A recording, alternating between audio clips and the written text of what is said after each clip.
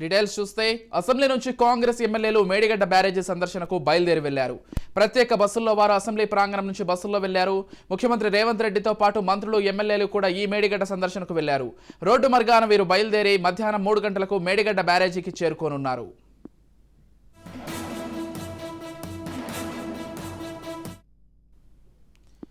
బ్యారేజీని సందర్శించి అక్కడ దాదాపు 2 గంటల పాటు ఉంటారు. ఈ సందర్భంగా మేడిగడ్డలో కుంగిపోయిన ప్రాంతాన్ని పరిశీలించడమే కాకుండా మేడిగడ్డపై ఎమ్మెల్యేలకు అధికారులు పవర్ పాయింట్ ప్రజెంటేషన్ ద్వారా వివరించనున్నారు.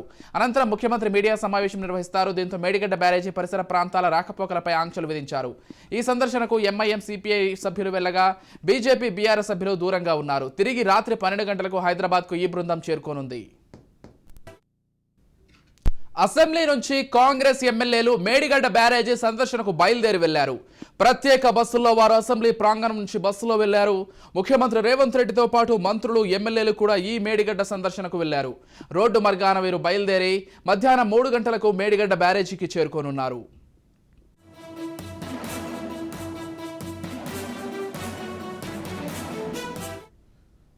బ్యారేజీని సందర్శించి అక్కడ దాదాపు 2 గంటల పాటు ఉంటారు. ఈ సందర్భంగా మేడిగడ్డలో కుంగిపోయిన ప్రాంతాన్ని పరిశీలించడమే కాకుండా మేడిగడ్డపై ఎమ్మెల్యేలకు అధికారులు పవర్ పాయింట్ ప్రజెంటేషన్ ద్వారా వివరించనున్నారు.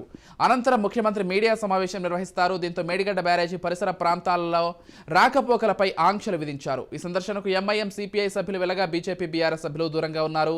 తిరిగి రాత్రి 12 గంటలకు హైదరాబాద్కు ఈ బృందం చేరుకోనుంది. రైట్, ఇదే అంశానికి సంబంధించి మరిన్ని అప్డేట్స్ అందించడానికి మా ప్రతినిధి మహేందర్ ఫోన్ ద్వారా సిద్ధంగా ఉన్నారు. చెప్పండి మహేందర్, మొత్తంగా మేడిగడ్డ ప్రాజెక్టు సందర్శనకై అధికారులతో పాటు ఇటు ఎమ్మెల్యేలు ఇతర పార్టీ నేతలు కూడా బస్సు యాత్రకు సంబంధించి ఇప్పటికే బయలుదేరి విన్నట్లుగా తెలుస్తోంది. దీనికి సంబంధించిన పూర్తి అప్డేట్స్ ఏంటి? రాష్ట్ర మంత్రులు ఎమ్మెల్యేలు ఇతర ప్రజాప్రతినిధులు నేడు మేడిగడ్డ కాళేశ్వరం ప్రాజెక్టులోని ఒక పరిధిలోని మేడిగడ్డ బ్యారేజ్ ఈ రోజు సందర్శించడానికి అసెంబ్లీ సమావేశాల అనంతరం ఇక్కడ నుంచి బస్సుల్లో అక్కడికి బయలుదేరారు. ఈ మేరకు సర్కార్ పూర్తి ఏర్పాట్లు కూడా చేసింది. ఈ మేడిగడ్డ సందర్శన ముందు రోజు నుంచి 3 రోజుల నుంచి కూడా ఇక్కడ చేపట్టినటువంటి ఈ ప్రాజెక్ట్ లో లోపాలైనటువంటి విషయాలన్నిటి కూడా చూపించాలి.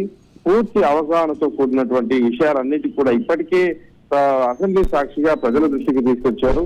అయితే ఇప్పుడు మేడిగడ్డ కారణాలు ఎందుకు ఒకవేళ తప్పిదాలు ఎవరు అన్ని కూడా సూచించడానికి ప్రధాన ప్రతిపక్షమైనటువంటి బీఆర్ఎస్ పార్టీకి చెప్పడం జరిగింది. అలాగే ఇటు బీజేపీ ఎంఐఎం వీటి ఇతర పార్టీలు అన్నిటికీ కూడా